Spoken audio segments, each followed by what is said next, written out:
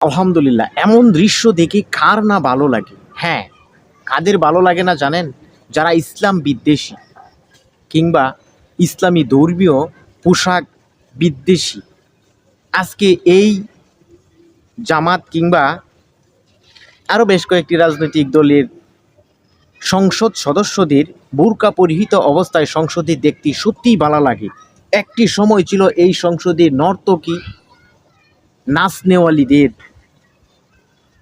একটা আড্ডাখানা ছিল। আজকে সেই সংসদে যখন হিজাব পরিহিত নারীরা নেতৃত্বে আসতেছে, এক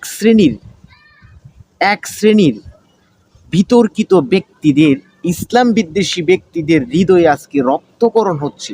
জানি না তারা কাদের এজেন্ডা বাস্তবায়নের জন্য নারী বিদ্বেষী, হিজাব বিদ্বেষী বক্তব্য সংসদে দিচ্ছে। সুতরাং সাধু সাবধান হয়ে যান।